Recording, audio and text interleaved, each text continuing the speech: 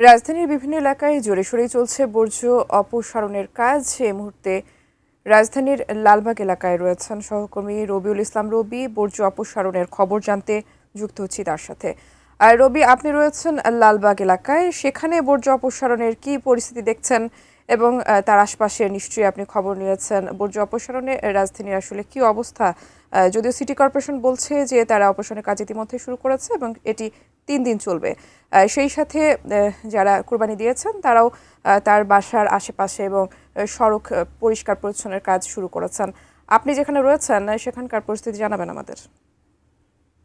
থেকে বলা হয়েছিল যে ঘন্টার মধ্যে অর্থাৎ কোরবানির ৮ ঘন্টার মধ্যে বর্জ্য অপসারণ করা হবে এবং ৩৪,০০০ মেট্রিক টন বর্জ্য এই অপসারণ করবে এই 3 দিনের মধ্যে।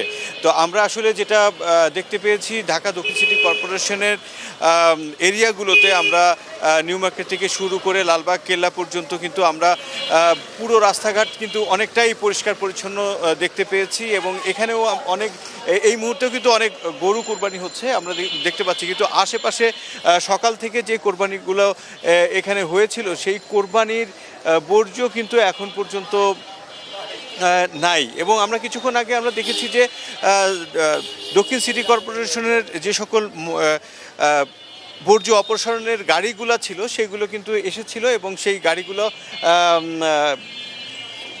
ময়লা নিয়ে এবং যে বর্জ্য ছিল বর্জ্যগুলো তারা অপসারণ করে নিয়ে গেছেন। এখন মোটামুটি আমরা বলতে পারি যে এই যে দক্ষিণ সিটি কর্পোরেশনের এরিয়াতে কিন্তু এখন মোটামুটি পরিষ্কারই বলা যায়। তবে বিকেলে যে সকল গরু বা যে সকল পশু কোরবানি দেওয়া হয়েছিল সেই পশুর বর্জ্য পরিষ্কারের জন্য আবার হয়তো মাঠে নামবেন, কারণ এখানে সিটি কর্পোরেশনের যারা পরিচ্ছন্নতা কর্মী রয়েছেন তারা কিন্তু বলেছিলেন যে তারা ৮ ঘন্টা করে শিফট করে কাজ করছেন এবং একটা টিম সকাল 10টা থেকে কাজ করে 6টা পর্যন্ত কাজ করার কথা এবং 6টা থেকে আর একটা টিম কাজ করার কথা আছে মধ্যরাত পর্যন্ত।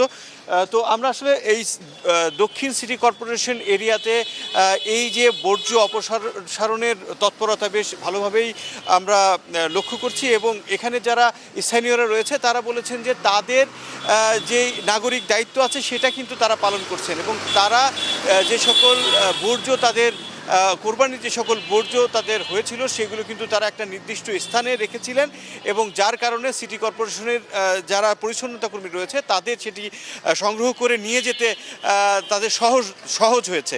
এবং এই যে সাধারণ মানুষ এবং সিটি কর্পোরেশনের যে তৎপরতা দুইটি মিলিয়ে কিন্তু আজ ঢাকা দক্ষিণ সিটি কর্পোরেশনের বর্জ্য অপসারণ কিন্তু বেশ সফলতার সাথেই কিন্তু আমরা দেখতে পেয়েছি। টুম্পা, এই ছিল আমার কাছে দক্ষিণ সিটি কর্পোরেশন এলাকার আবর্জনা অপসারণের সর্বশেষ তথ্য।